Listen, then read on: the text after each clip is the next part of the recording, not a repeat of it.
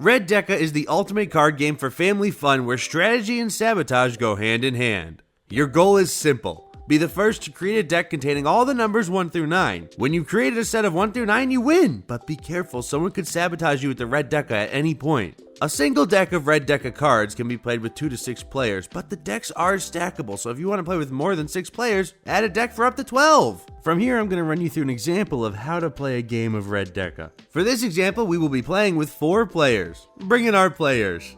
Once the deck is shuffled, place the stack in the middle where anyone can reach them. To start the game, the youngest player draws first. From there, each player will draw cards as you go around the table. As you draw cards, put them in a keypad orientation in front of you so everyone can see.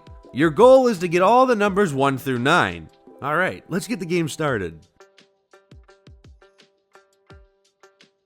Oh, looks like player 3 drew a card that they already have. If you draw a card that you already have in your set, place it in the discard pile. And it looks like player 4 needs a 6. So they could draw the top card from the discard pile if it would come in handy. Anyway, back to regular play.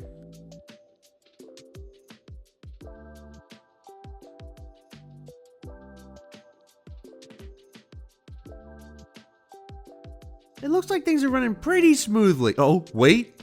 It looks like a player just drew a Red Deka. Now here's where things get really interesting. The Red Deka is used to impede other players' progress. In this scenario, player 2 drew a Red Deka and player 1 has a 5 that they need. So player 2 will place the Red Deka in player 1's 5 spot, both taking their 5 and preventing them from drawing a 5 until the Red Deka is gone. Now player 1 has 2 options. Draw more cards, but if they draw a 5, they must discard it until the Red Deka is gone. The only way to get rid of the Red Deka is to skip a turn, so plan accordingly. Red Dekas can be used to block and steal another card, but regardless if a player has a card, you can still use the Red Deka as a block. So for example, say it's early in the game and you draw a Red Deka, you could throw it down on somebody, preventing them from drawing a 9 or something, making them have to waste a valuable early turn.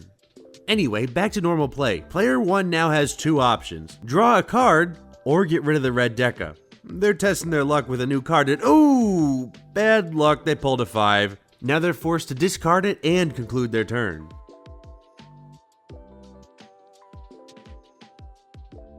Now player 1 is going to get rid of their Red Deka. To do so, they'll flip the card in their deck. Unfortunately, it will cost them a turn, but now they can grab a 5 in future play.